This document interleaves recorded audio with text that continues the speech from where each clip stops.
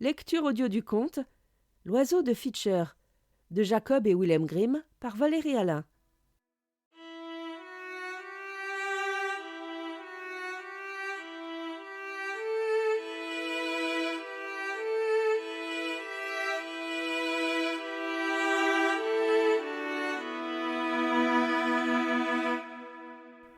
Il était une fois un sorcier qui prenait l'apparence d'un homme pauvre. Il allait à la porte des maisons, demandait l'aumône et attrapait les jolies filles. Personne ne savait où il les emmenait, car on ne les revoyait jamais. Un jour, le sorcier se présenta à la porte d'un homme qui avait 3 jolies filles. Il avait l'apparence d'un mendiant pauvre et faible, et il portait une hotte sur son dos, comme pour y rassembler les aumônes qu'on lui faisait. Il demanda un peu de nourriture, et quand la fille aînée sortit et s'apprêta à lui tendre un morceau de pain, il eut simplement besoin de la toucher pour qu'elle saute dans sa hotte. Il s'empressa de s'en aller d'un pas alerte, et il l'emmena dans sa maison qui se trouvait au cœur d'une sombre forêt. Dans la maison, tout était somptueux. Il donna à la jeune fille tout ce qu'elle pouvait souhaiter et lui dit « Mon trésor, tu te plairas chez moi. Tu as tout ce que ton cœur désire. » Cela dura quelques jours, puis il lui dit « Je dois partir en voyage et te laisser seule pendant une courte durée. Tiens, voilà les clés de la maison. Tu peux aller partout et tout regarder, sauf dans la pièce qu'ouvre cette petite clé. Cette pièce, je t'interdis d'y aller sous peine de mort. » Il lui donna également un œuf en disant « Je te demande de conserver cet œuf bien soigneusement, et le mieux c'est que tu le gardes toujours sur toi, car si tu le perdais, il arriverait un grand malheur. » La jeune fille prit les clés et l'œuf, en promettant de bien respecter ses ordres. Quand il fut parti, elle se promena dans toute la maison, de la cave au grenier, et admira tout. Les pièces brillaient d'or et d'argent, et elle pensait ne jamais avoir rien vu d'aussi somptueux. Elle arriva enfin devant la porte interdite. Elle voulait passer à côté, mais sa curiosité ne lui laissa pas de repos. Elle regarda la clé qui ressemblait à n'importe quelle autre. Puis elle l'introduisit dans la serrure et la fit tourner un peu, et la porte s'ouvrit soudain toute grande. Mais que vit-elle en entrant? Une grande cuve couverte de sang se trouvait au centre de la pièce, et il y avait dedans des cadavres découpés en morceaux. Un billot de bois s'élevait à côté, sur lequel était posé un couperet à la lame étincelante. Elle eut si peur que l'œuf, qu'elle tenait dans sa main, tomba dans la cuve. Elle l'en ressortit et essuya le sang, mais en vain, car il réapparaissait à chaque instant. Elle avait beau essuyer et gratter, elle ne parvenait pas à le faire partir.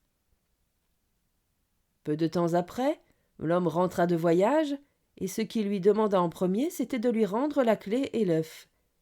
Elle les lui tendit, mais elle tremblait en le faisant, et, à la vue des taches rouges, il comprit aussitôt qu'elle était allée dans la pièce ensanglantée. « Puisque tu es allée dans cette pièce contre ma volonté, tu vas y retourner contre la tienne, » lui dit-il. « Ta vie est terminée. » Il la jeta à terre, la traîna par les cheveux jusqu'à la pièce, lui trancha la tête sur le billot, puis il la découpa en morceaux, faisant couler son sang sur le sol.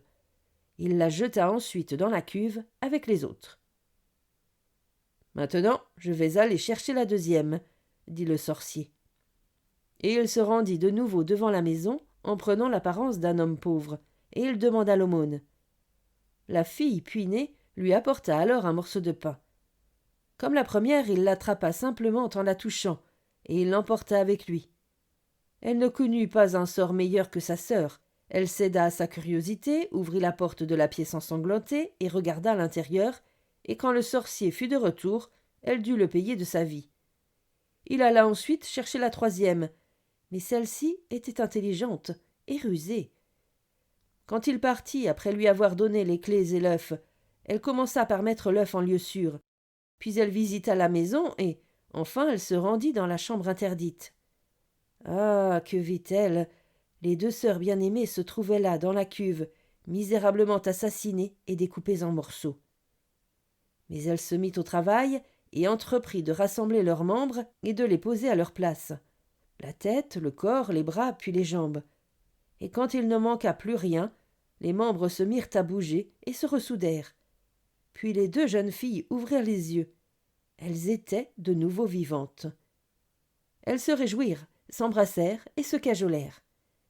À son retour, l'homme exigea immédiatement que la jeune fille lui donne les clés et l'œuf, et ne voyant aucune trace de sang sur ce dernier, il lui dit « Tu as réussi l'épreuve et tu seras ma femme. » Cependant, il n'avait plus aucun pouvoir sur elle désormais, et il devait faire ce qu'elle exigeait. « Très bien, répondit-elle, mais tu dois d'abord aller rapporter à mon père et à ma mère un panier rempli d'or que tu porteras toi-même sur ton dos. Pendant ce temps-là, je m'occuperai de préparer le mariage. » Elle courut ensuite trouver ses sœurs, qu'elle avait cachées dans un petit réduit, et leur dit « Le moment est venu où je peux vous sauver. Ce coquin vous portera lui-même chez nous. Mais aussitôt que vous serez là-bas, envoyez-moi de l'aide. » Elle les installa toutes deux dans une hotte et les recouvrit complètement d'or, si bien qu'on ne les voyait pas du tout. Puis elle appela le sorcier dans la pièce et lui dit « Maintenant, va leur porter cette hotte. Mais prends garde de ne pas t'arrêter en chemin pour te reposer, car je te suivrai depuis ma petite fenêtre. » Le sorcier hissa la hotte sur son dos et partit avec. Mais elle pesait si lourd que la sueur dégoulinait sur son visage. Il s'assit alors pour se reposer un peu, mais l'une des deux jeunes filles qui étaient dans la hotte cria « Je regarde depuis ma petite fenêtre, et je vois que tu te reposes. Veux-tu bien repartir tout de suite ?» Il crut que c'était sa fiancée qui lui criait cela, et il se remit en route. Il voulut s'asseoir une nouvelle fois, mais il entendit aussitôt crier « Je regarde depuis ma petite fenêtre, et je vois que tu te reposes. Veux-tu bien repartir tout de suite ?» Et à chaque fois qu'il s'arrêtait, il entendait crier cela, et il devait repartir, si bien qu'il arriva finalement, gémissant et hors d'haleine, avec une hotte remplie d'or et les deux jeunes filles jusqu'à la maison de leurs parents. Quant à la fiancée, restée à la maison, elle préparait la fête du mariage, et y avait fait convier les amis du sorcier. Elle prit ensuite une tête de mort qui souriait de toutes ses dents, lui mit un bijou et une couronne de fleurs, puis elle l'emporta en haut, à la fenêtre du grenier, et l'installa de manière à ce qu'elle regarde à l'extérieur. Quand tout fut prêt, elle se trempa dans un tonneau de miel, puis elle éventra l'édredon et se roula dans les plumes, si bien qu'elle ressemblait à un étrange oiseau, et que personne ne pouvait la reconnaître.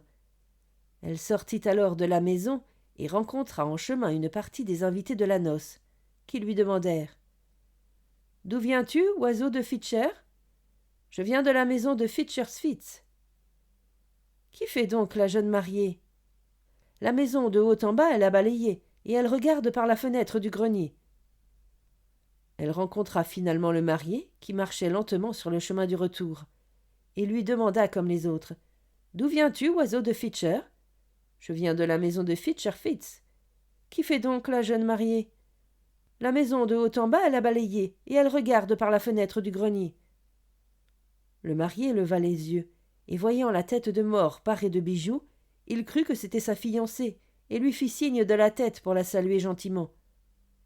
Mais quand il fut à l'intérieur de la maison avec ses invités, les frères et la famille de la mariée qu'on avait envoyé porter secours à celle-ci arrivèrent. Ils fermèrent toutes les portes de la maison, de façon à ce que personne ne puisse s'enfuir.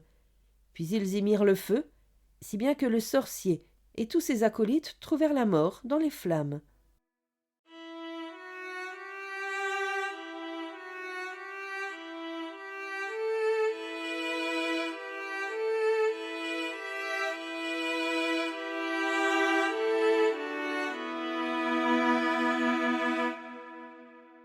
Fin de la lecture du conte L'oiseau de Fitcher.